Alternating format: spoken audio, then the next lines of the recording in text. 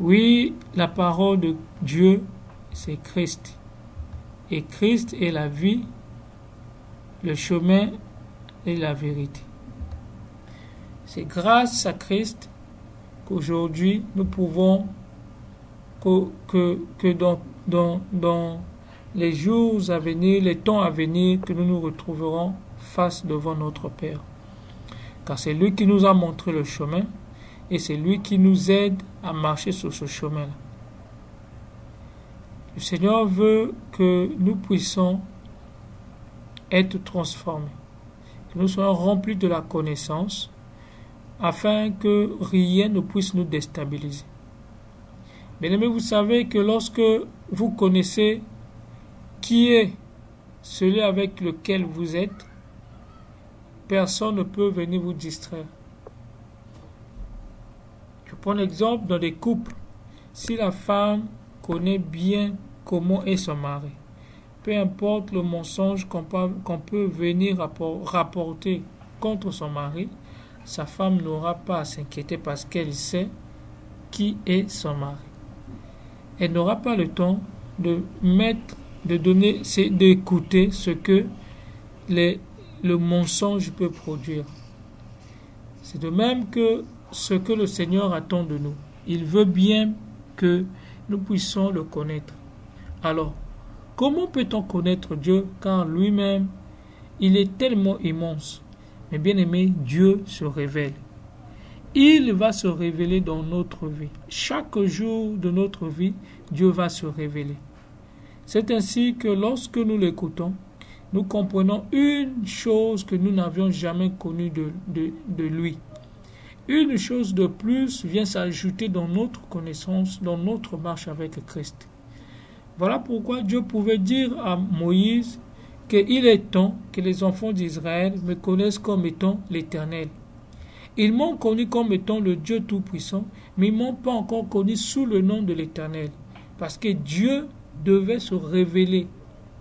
Et tel que Jacob, Abraham, Isaac et Jacob ont connu Dieu comme étant le Dieu Tout-Puissant, il a dit qu'il est temps que je me révèle en tant que l'Éternel des armées aux enfants d'Israël. Voilà, bien-aimés, ce qui nous montre que Dieu, nous ne pouvons pas le connaître, mais il se révèle en nous. Aujourd'hui également, Dieu va nous aider à comprendre et à connaître quelque chose de nouveau.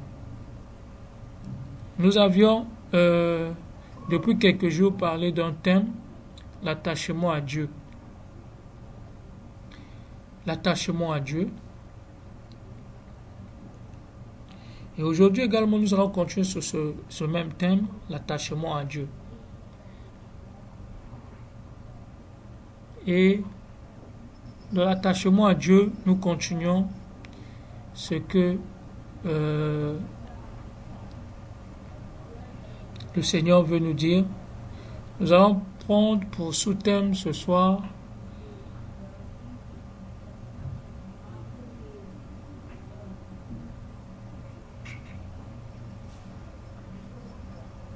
la victoire sur le péché.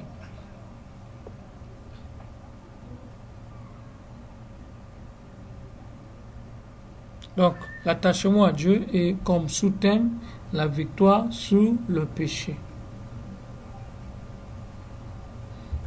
Alors, pour notre thème de l'attachement à Dieu, nous avions notre passage de base, notre verset biblique de base qui est dans Jean 15, le verset 1. Jean 15, tout le chapitre de Jean 15.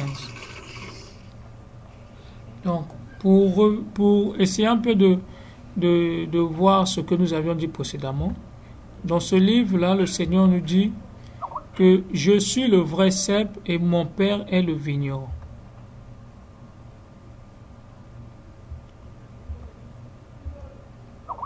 Dans le verset 2, il dit « Tout sarment qui est en moi, qui ne porte pas de fruit, il le retranche. Et tout sarment qui porte du fruit, il le monte afin qu'il porte encore plus de fruits. »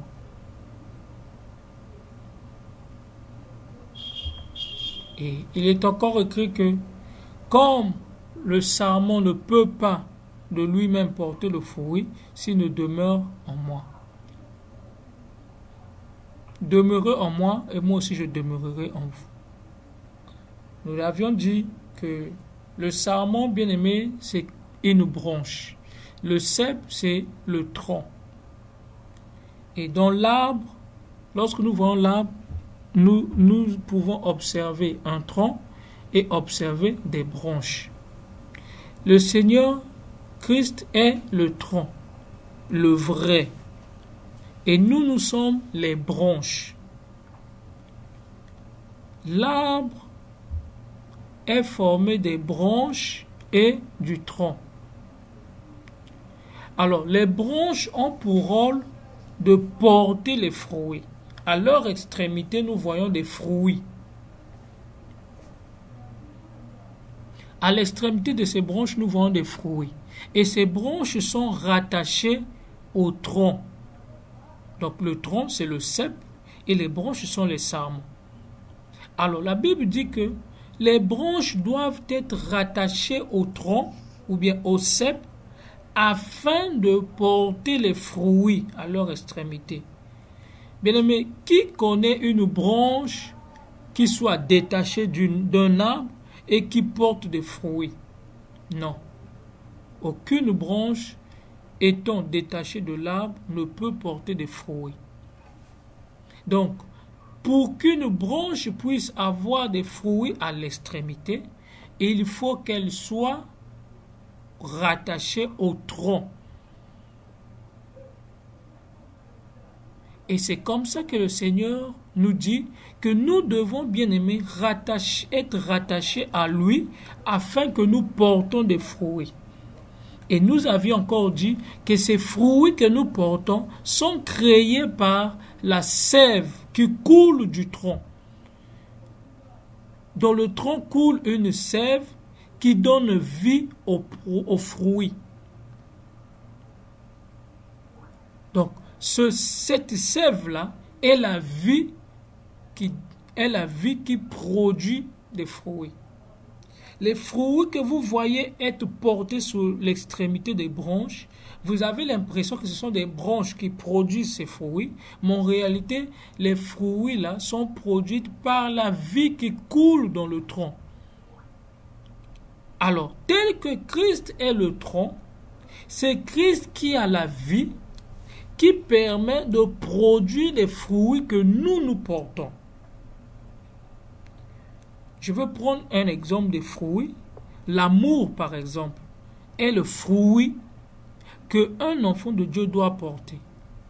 Alors, cet amour-là, bien-aimé, ce n'est pas à nous les hommes, de créer cet amour ou de produire cet amour, mais c'est à Dieu qui produit cet amour en nous. Et comme étant des branches, nous portons cet amour en nous. Parce que la vie qui crée l'amour se trouve en Christ. Aussi longtemps que nous sommes rattachés à Christ, Dieu va s'aimer de l'amour dans nos vies. Voilà pourquoi la Bible dit, c'est à ce moment-là que le monde connaîtra que vous êtes mes enfants, si il voit l'amour en vous. Donc si aujourd'hui on voit des fruits, c'est à ce moment-là qu'on reconnaîtra que les branches sont réellement rattachées au tronc. Parce que sans cela, les branches ne peuvent pas porter les fruits. Dès lors que vous voyez des branches avec des fruits, à ce moment-là, vous dites réellement que cette branche est réellement rattachée au tronc. C'est ainsi que cette branche peut produire des fruits. L'amour que les enfants de Dieu, l'amour que nous les chrétiens nous pouvons porter vient par la vie qui se trouve en Christ. Voilà pourquoi la Bible dit qu'on vous reconnaîtra par l'amour, parce que le monde sait que c'est Dieu qui est amour, c'est Dieu qui crée cet amour-là. Il y a ces choses, bien aimées, que les hommes de ce monde ne pourront jamais faire. Aussi longtemps qu'ils sont rattachés, qu'ils sont détachés de Dieu, c'est-à-dire qu'ils sont dans ce monde, il serait difficile d'accomplir cela. Mais seuls les enfants de Dieu qui sont rattachés au tronc, seuls ces enfants-là sont capables de produire l'amour. Bien aimé, il y a amour et amour. Ce n'est pas ce que nous entendons dans les films ou bien nous entendons entre les jeunes filles, jeunes garçons. Ce n'est pas ça l'amour. Le véritable amour que nous sommes en train de parler, l'amour chrétien, c'est donner sa vie pour les autres. Voilà pourquoi le Seigneur l'a dit, le véritable amour, c'est de donner sa vie pour les autres. C'est ce véritable amour-là qu'on ne peut trouver qu'aux chrétiens. Ce véritable amour qu'on ne peut trouver qu'à ceux qui sont rattachés à Christ. Même moi qui vous parle, bien-aimé, je ne suis pas capable de produire ce véritable amour. Mais seul Dieu est capable de produire le véritable amour. Si moi, je suis rattaché à Dieu, Dieu va s'aimer cet amour dans ma vie.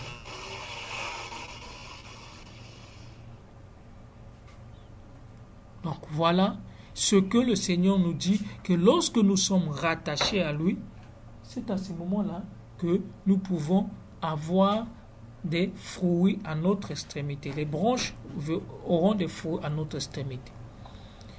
Nous avions parlé de l'amour. Alors, qu'est-ce que le Seigneur dit dans le verset 2? Il dit, si vous êtes rattachés à moi,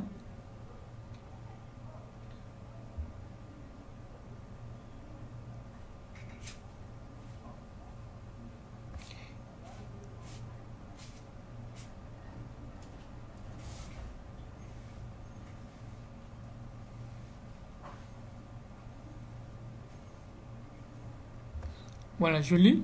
Il dit, le verset 2, tout sarment qui est en moi qui ne porte pas de fruits, il le retranche. Et tout sarment qui porte du fruit, il l'émonde.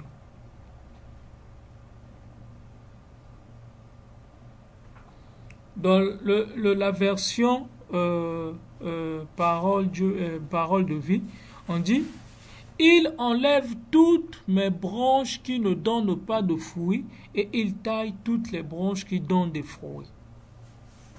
Donc, si aujourd'hui nous acceptons de porter les fruits, Dieu va aujourd'hui créer encore davantage de fruits dans nos vies. Alors, puisque notre sous-thème de ce soir, c'est la victoire sur le péché, nous allons prendre un cas. Pourquoi nous parlons de la victoire sur le péché? Il est écrit dans la Bible.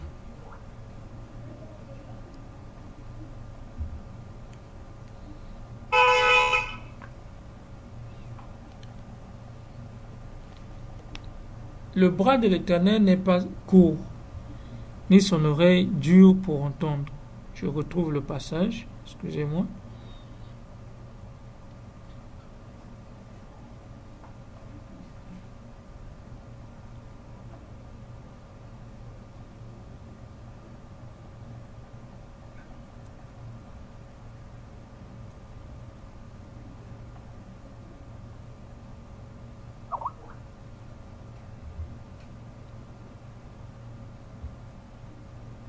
Ok, Ésaïe 59.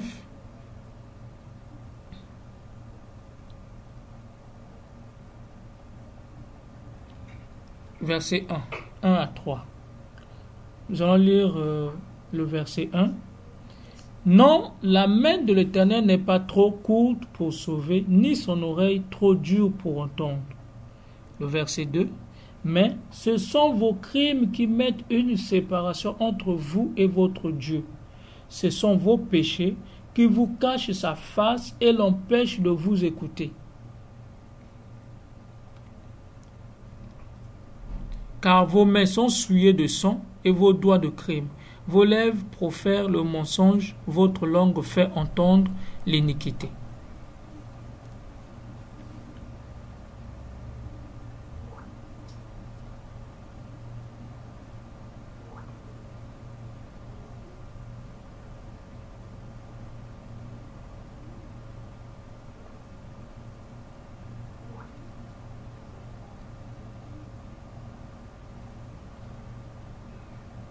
Ok, je vais prendre un autre passage dans Daniel.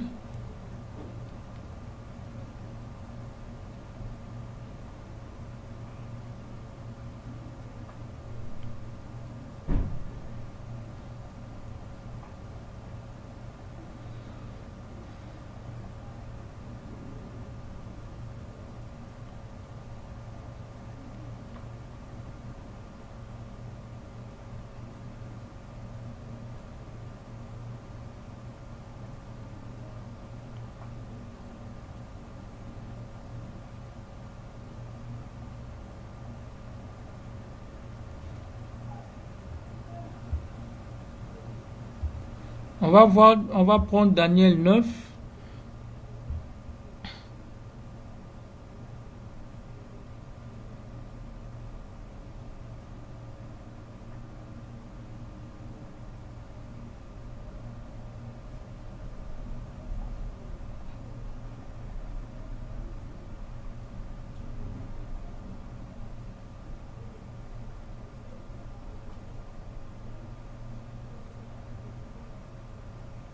Voilà, à partir du verset 20.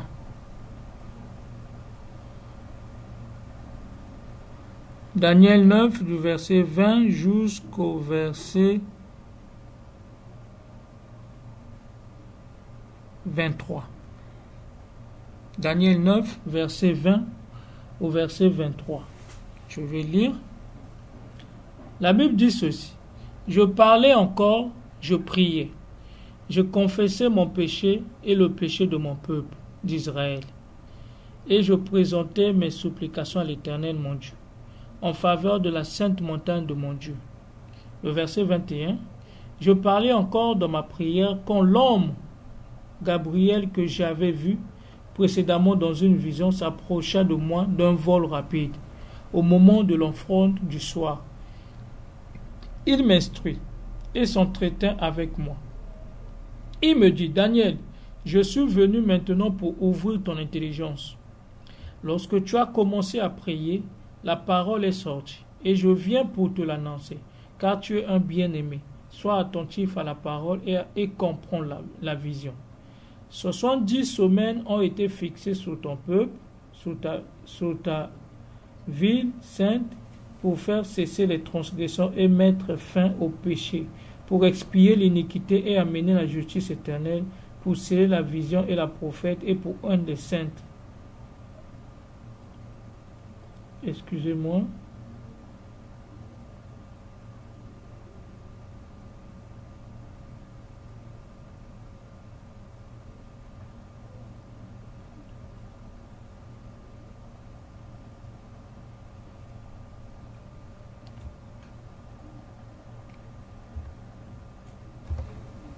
Bon, nous allons continuer. Dès que je retrouve le passage, je vais le mettre. Ou bien, pendant que je suis en train de parler, je pense que le bien-aimé Théo peut me retrouver le verset là.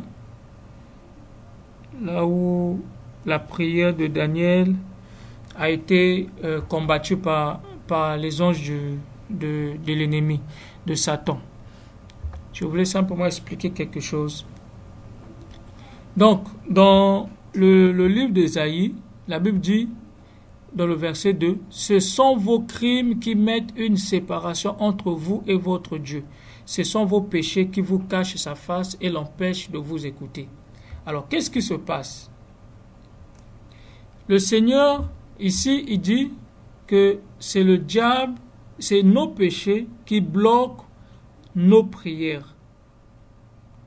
Alors, dans Daniel, ici, la Bible dit que au verset 12, je pense, au verset 13, voilà, au verset 13, bon, à partir du verset 12, Daniel 10, à partir du verset 12, la Bible dit, il me dit, Daniel, ne crains rien, car dès le premier jour où tu as eu à cœur de comprendre et de t'humilier devant ton Dieu, tes paroles ont été entendues, et c'est à cause de tes paroles que je viens. Le chef du royaume des Perses m'a résisté 21 jours. Mais voici Michaël, l'un des principaux chefs, est venu à mon secours et je suis demeuré là auprès des rois des Perses. Je viens maintenant pour te faire connaître ce qui doit arriver à ton peuple. Alors, qu'est-ce qui se passe ici? Ici, dans l'histoire de Daniel, lorsqu'il priait, avant que la réponse lui parvienne, le diable est venu combattre la réponse, afin que Daniel ne puisse pas recevoir la réponse. Voilà, bien aimé, la méthode que le diable fait pour que nous puissions perdre, ne pas recevoir de Dieu quelque chose de bien. Bien aimé, si Dieu nous aide à comprendre cela, nous comprendrons que le diable est très malin. Ici, dans Ésaïe, la Bible dit que c'est nos péchés qui bloquent, que nos péchés mettent une séparation entre Dieu et nos prières. Qu'est-ce que le diable fait? Le diable va venir créer une occasion de chute de la vie d'un enfant afin de lui empêcher de voir la face de l'Éternel. Le diable aujourd'hui peut venir créer une occasion pour toi de chute afin que ta prière ne puisse pas monter vers Dieu. C'est de la même façon qu'il a bloqué la réponse de Daniel, c'est de la même façon, bien-aimé, le diable, sachant que aussi longtemps que tu es attaché à Dieu, tu produiras des fruits. Qu'est-ce que le diable va vouloir faire? Il va créer des moyens afin que toi, tu ne sois pas rattaché à Dieu. Il va créer des moyens de te détacher du tronc de vie, de te détacher de l'arbre qui produit la vie, afin que tu ne puisses pas porter des fruits. Si aujourd'hui, bien-aimés, nous voulons prier, intercéder pour une famille ou bien pour nos parents, pour nos frères, pour nos sœurs, mais si dans nos cœurs, le diable vient s'aimer quelque chose de mauvais, bien-aimés, nos prières n'auront aucun effet. Parce que la Bible dit, ce sont nos péchés qui vont bloquer ces prières-là et ces prières ne vont pas arriver à l'Éternel. Or, l'attachement à Dieu, bien-aimé, empêche à l'ennemi. L'attachement à Dieu te donne les possibilités, te donne la victoire sur ce que le diable veut accomplir dans ta vie. L'objectif du diable, c'est de te détacher afin que tu ne bénéficies pas de cette communion avec Dieu et que tes prières ne soient pas exaucées. Lorsque le Seigneur veut s'aimer l'amour dans nos cœurs, bien-aimé, le Seigneur, il crée des circonstances, des conditions, afin que nous puissions utiliser l'amour que le Seigneur a sémé en nous. Nous sommes en train de s'attarder ici sur le fait que nos cœurs sont remplis de rancune, remplis de rage, remplis de mauvaises pensées. Nous nous attardons à cela parce que le diable, sachant que si nos prières vont vers l'Éternel, Dieu va nous secourir. Bien aimé, lorsque la Bible dit que nous devons nous tenir comme des sentinelles à la porte d'une ville, c'est de même qu'aujourd'hui le Seigneur veut faire de nous des sentinelles dans nos maisons, dans nos villes, dans nos pays. Bien-aimés, Dieu ne nous a pas choisis au hasard. Si nous sommes ici, chacun de nous représente, chacun de nous est une sentinelle pour sa famille. Si nous sommes ici, c'est que Dieu nous a parlé et nous a convaincus de croire en sa parole, de lui faire confiance. Si nous sommes ici, c'est parce que nous avons entendu parler de Christ et nous avions accepté. Si tous ici nous sommes là, c'est parce que le Seigneur veut faire de nous des nouvelles créatures et à travers nous, sauver ceux de nos familles. Mais si nous ne sommes pas attachés, comment pourrons-nous accomplir cette mission? Nous l'avions dit hier et les jours précédents, que le Seigneur a mis en nous la mission de la réconciliation. C'est à travers nous que le Seigneur réconciliait les gens. Alors, comment pourra-t-il réconcilier les gens si nous ne sommes pas capables?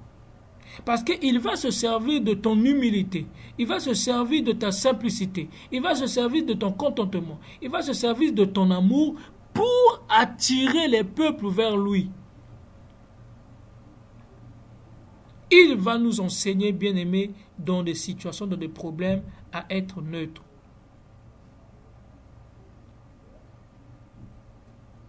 Je tente de discuter avec mon épouse ce matin.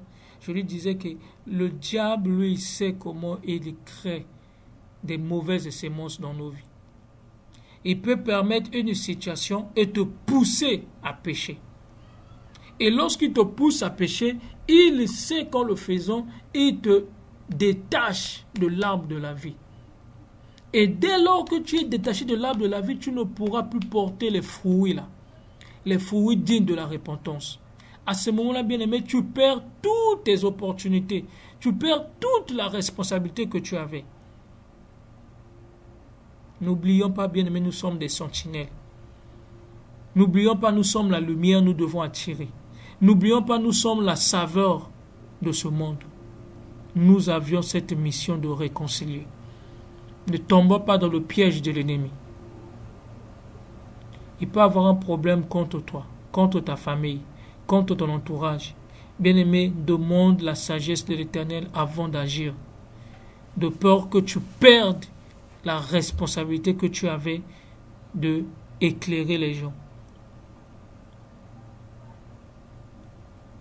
Même lorsque tes frères et sœurs ont pris une décision, ont réagi face à telle situation, ne soyons pas pressés, bien-aimés, à réagir, à être du même côté que nos frères et sœurs pour réagir.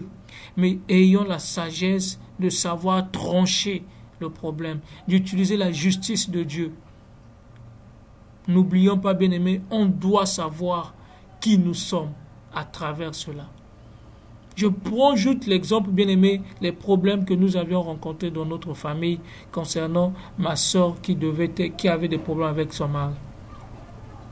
J'étais le seul qui devait être au milieu neutre. Je ne devais pas écouter ce que ma famille ou bien mes parents devaient dire. Je devais être neutre parce que ce que le Seigneur m'a demandé, c'est d'être neutre afin de réconcilier les gens. Bien-aimé, si aujourd'hui quelqu'un te fait du mal, et toi tu considères cette personne comme ennemie, comment Dieu pourra-t-il passer à travers toi pour attirer cette personne? Comment Dieu pourra-t-il passer à travers toi, qui est censé être lumière, pour éclairer cette personne? Si aujourd'hui tu penses que cette personne est mauvaise, tu penses que cette personne est ton ennemi, comment pourras-tu gagner cette personne? Car dans ta pensée, dans ton cœur, tu considères cette personne comme ennemie. C'est ça les œuvres de l'ennemi, les œuvres du diable. La malice du diable, bien-aimé, c'est de s'aimer en nous des mauvais rejetons. La malice du diable, c'est de s'aimer en nous la rancune, la rage. Il sait qu'en s'aimant ces choses-là, nos prières ne pourront plus monter vers Dieu. Il sait, bien-aimé, qu'en s'aimant ces choses-là, nous ne recevrons plus la réponse venant de Dieu. Car aussi longtemps que nos prières ne montent pas, Dieu ne pourra pas aussi nous exaucer.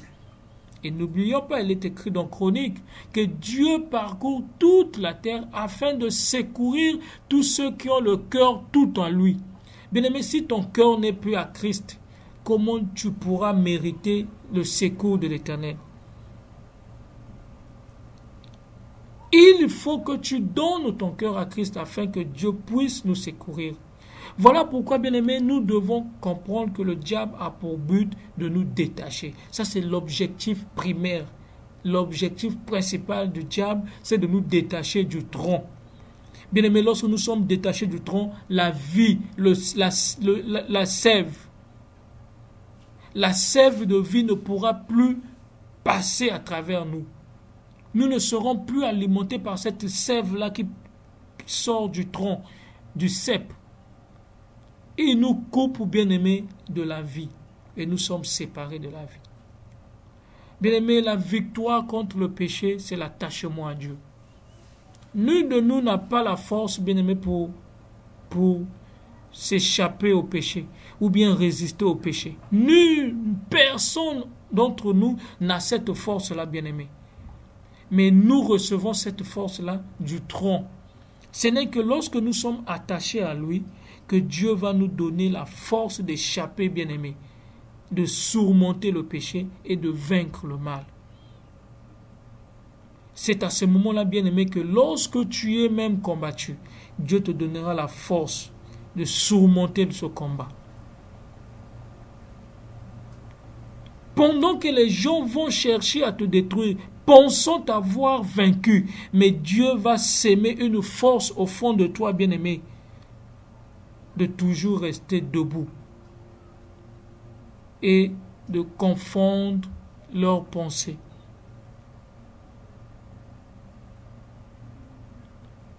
Bien-aimé, le secret pour nous de faire des exploits avec Dieu, c'est d'être attaché avec lui. Il dit, avec moi, vous ferez des exploits. Avec Dieu, nous ferons des exploits. Le secret, bien-aimé, de surmonter le mal, c'est l'attachement à Dieu. Le secret de vaincre le péché, c'est l'attachement à Dieu. Le diable, bien-aimé, il sait que ta prière est très importante pour ta famille. Bien-aimé, le diable sait que ta prière est très importante. Ton intercession est très importante pour ton foyer. Le diable sait que ta vie de prière est très importante, bien-aimé, pour ton foyer, pour ton avenir, pour ta famille, pour tes amis, pour ton boulot, pour ton service. Il sait que le fait que tu es attaché à Christ, tu es victorieux. Et il va venir s'aimer la mauvaise graine, afin que toi, tu ne puisses plus bénéficier de cette possibilité-là, de cette victoire. Le diable va venir s'aimer quelque chose dans toi. Voilà pourquoi il est écrit dans la Bible, lorsque tu pries, si tu reconnais avoir fait quelque chose, bien-aimé, avec toi, si tu reconnais qu'un frère a quelque chose avec toi, repars vers lui et cherche à résoudre cela. Parce que le Seigneur sait que s'il y a quelque chose en nous qui est caché dans un endroit très profond de notre cœur, cela peut empêcher notre prière d'être exaucée. Dieu veut, bien-aimé, que nous portons des fruits. Dieu veut s'aimer l'amour dans ta vie. Bien-aimé, ne résiste pas. Laisse à Dieu le temps de s'aimer cet amour-là. Même lorsque pour toi, tu constates que cette personne ne mérite pas cet amour, mais fais-le pour ton Dieu. Aime tous ceux qui ne méritent pas l'amour dans ta vie. Aime tous ceux qui te combattent, tous ceux qui t'ont fait du mal. Aime tous ceux-là, bien-aimés. Et seul Dieu saura comment te récompenser. C'est à ce moment-là que le Seigneur nous a parlé dernièrement avec le bien-aimé Paul sur la justice de Dieu. Oui, bien-aimé, la justice de Dieu fait partie aussi des fruits que le Seigneur crée en nous. Cette justice-là, bien-aimé, de voir les autres plus grands que toi. Cette justice-là, de voir les autres plus importants que toi. C'est ça que le Seigneur sème dans nos vies. Bien-aimé, que le Seigneur soit encore glorifié. Amen.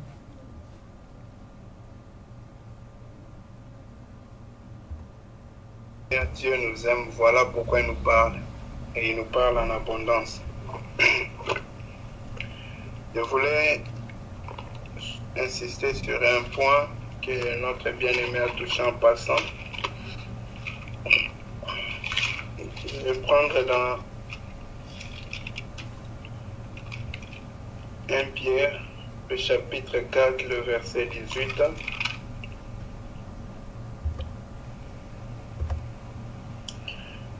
La parole nous dit ceci. Pardon, 1 Jean chapitre 4, verset 18. Je m'excuse. Voici ce que le Seigneur nous dit. La crainte n'est pas dans l'amour, mais l'amour parfait bannit la crainte. Car la crainte suppose un châtiment, et celui qui craint n'est pas parfait dans l'amour. Parole du Seigneur.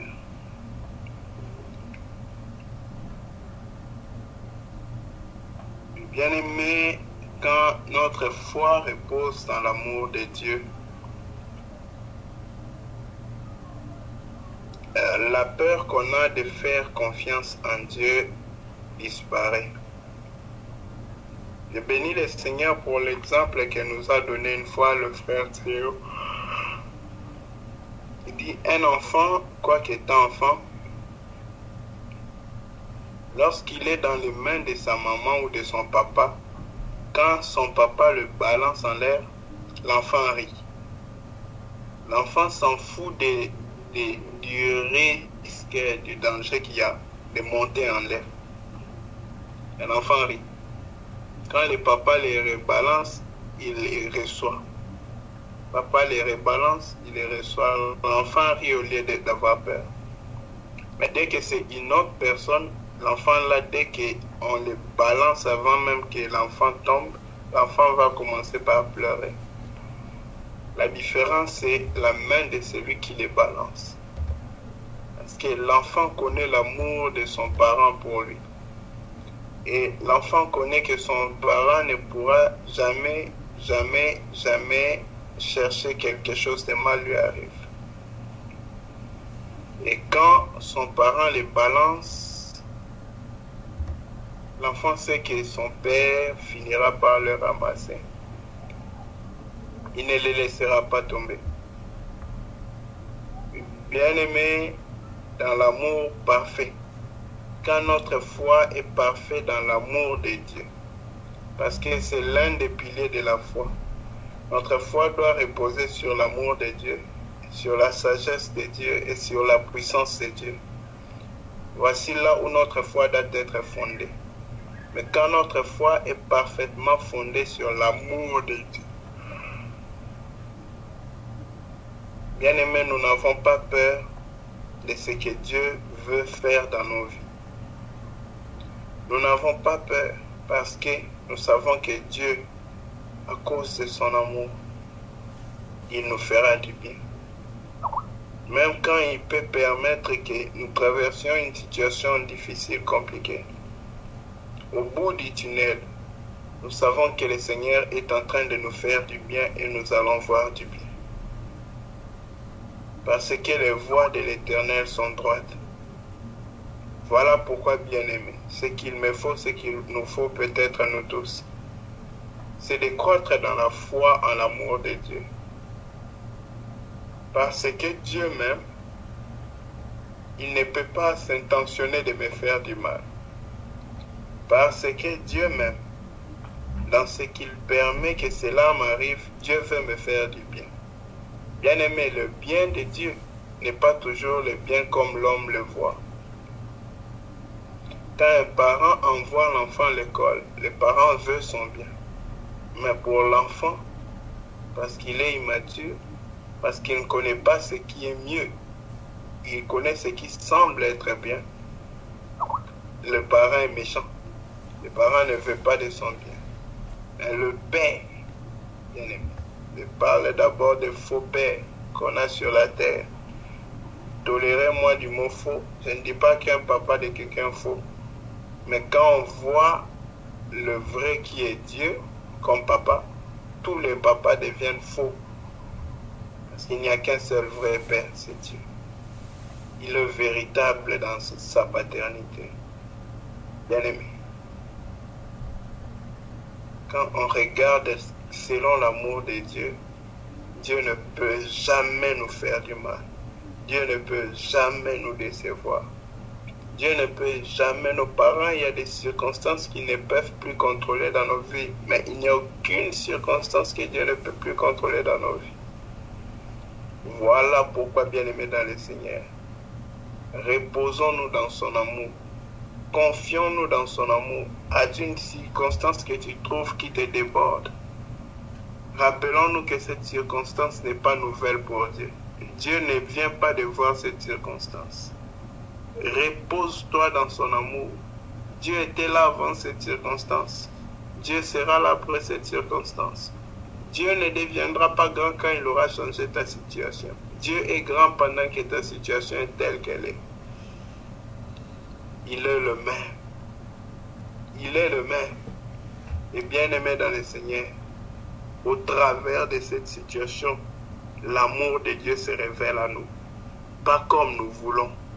Un enfant pense que l'amour, c'est lui acheter le chocolat. Non, l'amour, ce n'est pas ça. L'amour, c'est conclure à ce que tu finisses par la vie. L'amour n'a qu'une seule destination, la vie éternelle. C'est ce que Jean 3,16 nous dit. Dieu a tant aimé qu'il a donné pour la vie éternelle. La destination de l'amour véritable, c'est la vie éternelle. Alors, bien-aimé dans le Seigneur, s'il y a quelqu'un qui était découragé, quelqu'un qui commençait à regarder, est-ce que Dieu l'écoute? Dieu l'écoute très attentivement. Mais bien-aimé dans le Seigneur, est-ce que lui aussi l'écoute Dieu? Est-ce que moi j'écoute Dieu? Si nous cherchons si Dieu nous aime, est-ce que nous aimons aussi Dieu? Tant que nous ne voyons pas encore que Dieu nous aime, il nous est difficile d'aimer Dieu. Parce que la racine qui produit notre amour pour Dieu, nous l'aimons parce que lui nous a aimés le premier. Si nous ne voyons pas encore qu'il nous aime, nous avons la difficulté, le mal de croire que nous pouvons lui aimer. Nous n'avons pas la source pour croire à son amour. Que le Seigneur fortifie tout un chacun de nous, que le Seigneur nous aide et qu'il ouvre nos cœurs, nos yeux à ce grand amour qu'il a pour nous. Que Dieu nous bénisse. Merci beaucoup encore une fois pour tout à tout le monde et particulièrement mon frère Frédéric.